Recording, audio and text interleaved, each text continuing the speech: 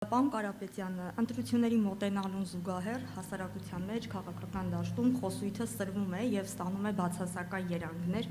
մասնավորապես վարչապետը ձեր հասցեին հայտարարեց, իր խոսքերն եմ ցիտում, վախենամ դառնաս բոմժ, իսկ հետո ազգային ժողովի ամբիոնից հայտարարեց, թե բոմժ դառնալու գործընթացը անշրջելի է։ Ինչպես եք վերաբերում այս հնչած հայտարարությանը, ինչու է առհասարակ նման բառամթերք տիրում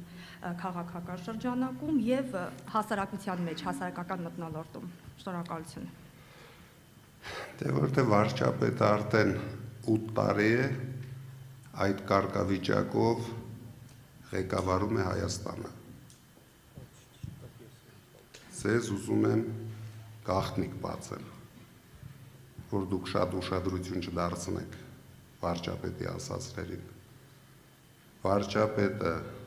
անցյալ տարի երբ գնացել էր Չինաստան,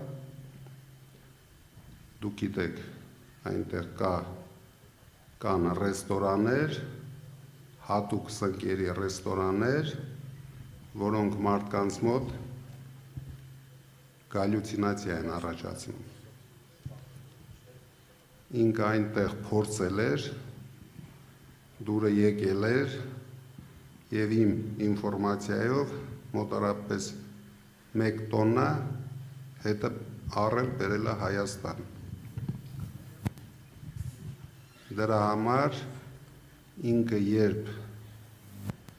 բարձրանում է կառավարության ամբիոն, կառավարությունում լրագրողների հետ հանդիպման ժամանակ, ազգային ժողովում բարձրանում է ամբիոն, անպայման օգտագործում է այդ սնկերից եւ իր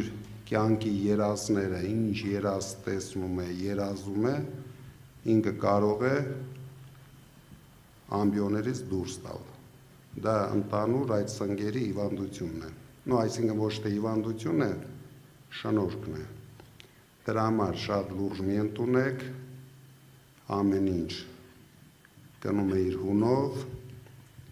ինքը արդեն ցեյտնոտի մեջ կանի հայտարարություններ, որը մեր ժողովուրդը հունիսի 7-ին կգնահատի։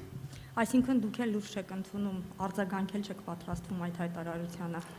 Դե ես ասեցի իր երազները, ես չեմ մեկնաբանելու, մարդը ինչ որ երազներ է տեսնում, ելնում հայտարարում է, դնեմ ամեն օր, հեսա 30 օր ինքը իր երազները կպատմի, ամեն օր դնեմ արձագանքեմ դրան։ Ինչքան շատ սուն կուլտա, այնքան շատ բան կանի, պատմի։ Շնորհակալություն։